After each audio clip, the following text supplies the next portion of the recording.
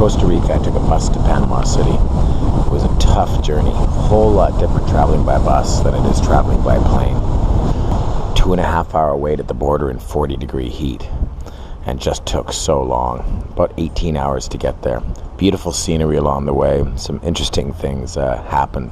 Certainly helps to speak some of the local language. Not knowing Spanish very well made it very difficult at some spots getting through the border. Experiencing the way people travel here is amazing. On one of the buses for 6 hours, 3 gentlemen stood the whole way and acted and didn't seem to be fazed at all by the reality of it. We'd certainly live a different life.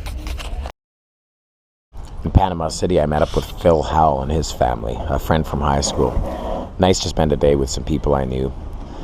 Panama City is an interesting place. It's really just a big American city, but with some slightly different rules. It has the old town, of course, which was the best part of the city. Wonderful Spanish architecture. Beautiful old cathedrals from the 1600s. And just lots of really neat sights to see. But at the end of the day, it is an Americanized city. Big money. Big, beautiful high-rise buildings right beside these very Central American streets of markets and small shops. But the decadence here is very clear. Lots of casinos, lots of beautiful high-rises. Right in the middle of it, open sewers leading to the ocean. It's really kind of odd. Getting around on the bus here is great. Got these chicken buses that go 100 miles an hour flying down the street and stopping for everybody that they see at a bus stop or not. Really, like I said, spent most of my time enjoying the old town, walking through the market districts. Very friendly people, never felt unsafe whatsoever. The fish market was really interesting. Lots of open fish stalls and about 25-30 ceviche stands, ceviche being a really core dish here in Panama City. Watched some kids playing soccer. Amazing skills these kids have. I watched for probably an hour, and clearly a passion for the people here and throughout Central America.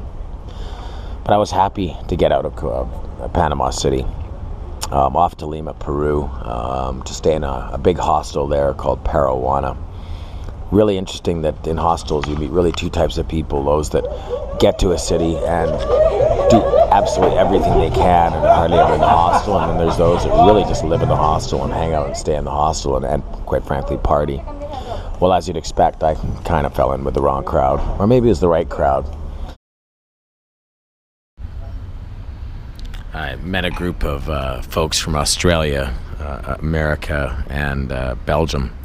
I just had a great time with for a couple of days. Just crazy kids, a whole lot of fun.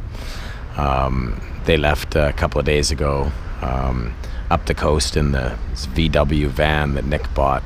Just going to be in a crazy adventure for them, but really, really great people, wonderful meeting people. And it is really the best part of traveling in hostels is meeting people, making new relationships, and listening to their experiences and what their lives are all about. It's a real good time, and I'm really blessed to have met some really cool people so far on my trip. It's been really the best part of my trip so far.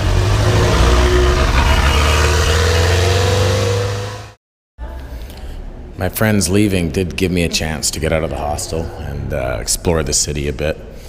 Went for lots of great walks, many kilometers, looking at the sights and viewing the city from the hilltops is really cool.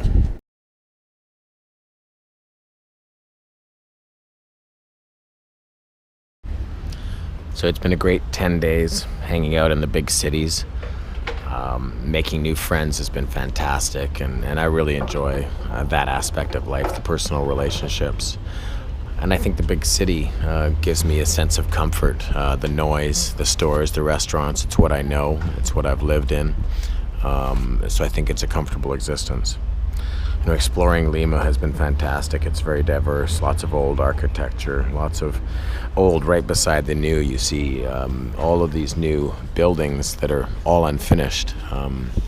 In Peru, as in many Central American countries, when you build, if you're still in the process of building, you don't pay property tax. So houses are left in a state of partial build forever and unpainted.